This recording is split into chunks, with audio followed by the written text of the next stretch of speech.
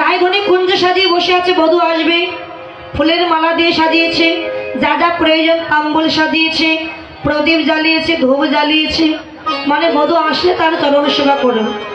এদিকে প্রাণ গোবিন্দ রাধার কুঞ্জে যাওয়ার আগে চন্দ্রাবলীর কুঞ্জ পার হয়ে রাধার কুঞ্জে যেতে হবে।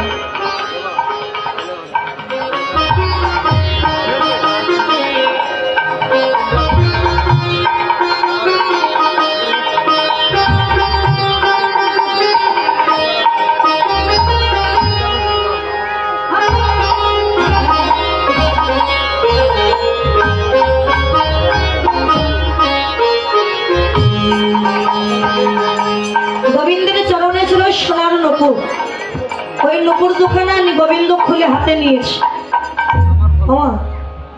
ভালো লাগছে তো, নাকি বাড়ি যেতে ইচ্ছা করছে? মন কার কার বাড়ি যেতে ইচ্ছা করছে? হাত তোলো।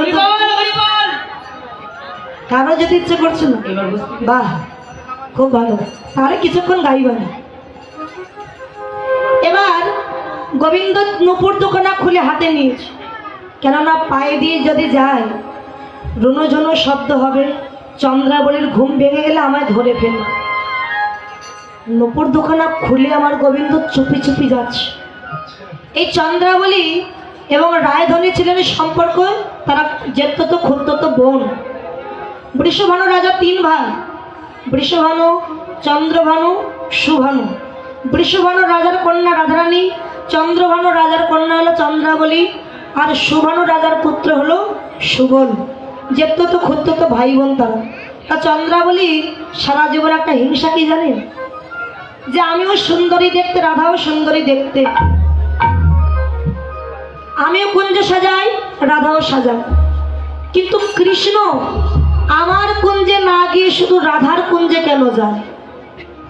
এটাই হচ্ছে তার হিংসা। তার সখী পদ্মাবতীকে যেতে বলছে, এই পদ্মা, এই পথ দিয়ে প্রত্যেকদিন কৃষ্ণ চলে যায় রাধার কুঞ্জে, তুই দুয়ারে গিয়ে চুপটি করে দাঁড়িয়ে থাক, যদি দেখি সেই পথ দিয়ে কৃষ্ণ যাচ্ছে, দেখতে পেলে আমাকে ডাক দিবি তুই। আর পদ্মাবতী গিয়ে দুয়ারে চুপটি করে দাঁড়িয়ে আছে, অন্ধকার, আর কৃষ্ণ পা টিপে টিপে যাচ্ছে।